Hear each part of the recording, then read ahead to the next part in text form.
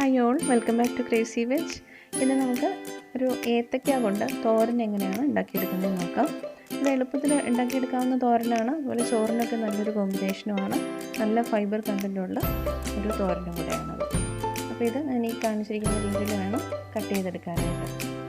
ഒരുപാട് ചെറുതാക്കണ്ട, അതുപോലെ ഒരുപാട് വലുതായും പോകണ്ട. ഒരു മീഡിയം വലുപ്പത്തിൽ ചതുര കഷ്ണങ്ങളായിട്ട് മുറിച്ചെടുക്കുന്ന ഉടനെ തന്നെ ഇത് വെള്ളത്തിലേക്ക് ഇട്ട് കൊടുക്കുക. ഇങ്ങനെ 2 ഏത്തക്കയാണ് മുറിച്ചെടുത്തിരിക്കുന്നത്. 2 ഏത്തക്കയ്ക്ക് ഒരു മീഡിയം സൈസിലുള്ള സവാള അതേ വലിപ്പത്തിൽ തന്നെ മുറിച്ചെടുക്കുക.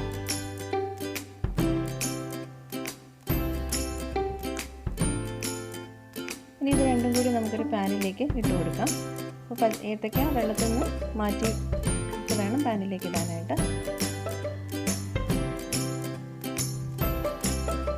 അതിലേക്ക് ഒരു തണ്ട് കറിവേപ്പില, 1/2 ടീസ്പൂൺ മഞ്ഞൾപ്പൊടി, 1/2 ടീസ്പൂണോളം ഉപ്പുപൊടി, 1 കപ്പ് വെള്ളം ഇത്രയും കൂടെ ഒഴിച്ചിട്ട് നന്നായിട്ട് ഇളക്കി അടച്ച് വെച്ച് മീഡിയം ഫ്ലെയിമിൽ ഒരു 10 മിനിറ്റോളം വേവിച്ചെടുക്കുക. അതിന് വെന്ത് വരുന്നതോടൊപ്പം തന്നെ വെള്ളം വറ്റണം. ആ സമയത്തും കൊണ്ട് നമുക്ക് തേങ്ങ ഒന്ന് ചതച്ച് എടുക്കാം. അപ്പോൾ ഇതിന് വേണ്ടിയിട്ട് ഒരു 3/4 കപ്പ് തേങ്ങ ചിരകിയെടുത്തത്, 2 പച്ചമുളക്, 1/4 ടീസ്പൂൺ ജീരകം, 5 അല്ലി വെളുത്തുള്ളി, 1/2 ടീസ്പൂൺ കാശ്മീരി ചില്ലി പൗഡർ. അപ്പം ഇത് നല്ല എരിവുള്ള മുളക് പൊടിയാണ് എടുക്കുന്നതെന്നുണ്ടെങ്കിൽ പച്ചമുളക് ഒഴിവാക്കാം. ഇത്രയും കൂടി നന്നായിട്ടൊന്ന് ചതച്ച് എടുക്കാം. ഒരുപാട് അരഞ്ഞു പോകണ്ട, ഒന്ന് ഒതുക്കിയെടുത്താൽ മതി. ഈ രീതിയിൽ ഒന്ന് ഒതുക്കിയെടുക്കാം. ഇനി നമുക്ക് 10 മിനിറ്റ് കഴിഞ്ഞിട്ടുണ്ട്. പച്ചക്കായൊക്കെ നന്നായിട്ട് വെന്ത് വന്നിട്ടുണ്ട്. ഇത് വെള്ളമൊക്കെ നന്നായിട്ട് വറ്റിയിട്ടുണ്ട്. അപ്പോൾ വെള്ളം വറ്റി വരണം. ഒരുപാട് വെന്ത് ഉടഞ്ഞു പോകണ്ട, കുറച്ചൊന്ന് സോഫ്റ്റായിട്ട് വന്നാൽ മതി ഈ കായം. നമ്മൾ ഒന്നും കൂടി ഒന്ന് വേവിക്കുന്നുണ്ട്. അപ്പം നല്ല പാകത്തിന് വെന്ത് വന്നിട്ടുണ്ട്. തൊലിയൊക്കെ അതിൽ നിന്ന് വിട്ടു പോകുന്ന രീതിയിൽ ഒന്ന് സോഫ്റ്റായിട്ട് വന്നിട്ടുണ്ട്. ഇനി ഇതിലേക്ക് നമ്മൾ ചതച്ച് വെച്ചിരിക്കുന്ന തേങ്ങയുടെ കൂട്ടും കൂടി ചേർത്തിട്ട് ഇളക്കി വീണ്ടും ഒരു 5 മിനിറ്റോളം ചെറിയ തീയിൽ, ഏറ്റവും ചെറിയ ഫ്ലെയിമിലേക്ക് മാറ്റിയിട്ട് അടച്ചു വയ്ക്കുക. ആ തേങ്ങ ഒന്ന് വേകാനും തേങ്ങയുടെ മസാലയൊക്കെ ആ കായിലേക്കൊന്ന് പിടിക്കാനും വേണ്ടിയിട്ടാണ് അങ്ങനെ വയ്ക്കുന്നത്. അപ്പോൾ ഇത് നന്നായിട്ട് ഇളക്കി യോജിപ്പിക്കുക. 5 മിനിറ്റ് കഴിഞ്ഞിട്ടുണ്ട്. നന്നായിട്ട് ഇളക്കി യോജിപ്പിച്ച് എടുക്കുക.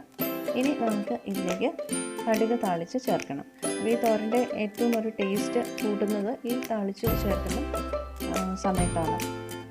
അപ്പോൾ അതിന് വേണ്ടിയിട്ട് 3 ടേബിൾ സ്പൂൺ വെളിച്ചെണ്ണ ചൂടാക്കി അതിലേക്ക് 1/2 ടീസ്പൂൺ കടുകും ഒരു 10 ചെറിയ ഉള്ളി വട്ടത്തിൽ അരിഞ്ഞെടുത്തിട്ടുണ്ട്. അപ്പോൾ ചെറിയ ഉള്ളി കൂടുതൽ ചേർക്കുകയാണെങ്കിൽ കൂടുതൽ സ്വാദായിരിക്കും.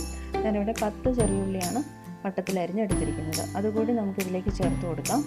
അതിനുശേഷം വറ്റൽമുളക് ഒരു 3-4 വറ്റൽമുളക് ഇട്ട് കൊടുക്കാം.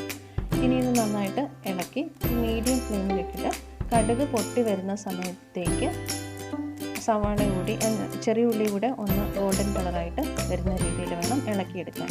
അത് ഗോൾഡൻ കളറായി കഴിയുമ്പോഴത്തേക്കും അതിലേക്ക് ഒരു തണ്ട് കറിവേപ്പില കൂടി ചേർത്ത് ആ എണ്ണയോടുകൂടി തന്നെ നമ്മൾ തയ്യാറാക്കി വെച്ചിരിക്കുന്ന തോരനകത്തേക്ക് ഇട്ട് കൊടുക്കാം. ഇത് ഉടനെ തന്നെ ഇളക്കി ചേർക്കണ്ട.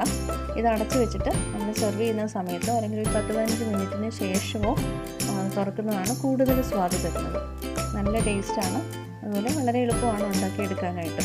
ഒത്തിരി നമുക്ക് എഫേർട്ടൊന്നും ഇടണ്ട. ഇങ്ങനെ ഇളക്കി യോജിപ്പിച്ചെടുക്കാം. നല്ല മണമാണ്, നല്ല ടേസ്റ്റുമാണ്. ഇതിൻ്റെ വീഡിയോ ഇഷ്ടമായിട്ടുണ്ടെങ്കിൽ നിങ്ങൾ ലൈക്ക് ചെയ്യുക, അതുപോലെ ഫ്രണ്ട്സിനൊക്കെ ഷെയർ ചെയ്ത് കൊടുക്കുക, സബ്സ്ക്രൈബ് ചെയ്യുക. താങ്ക്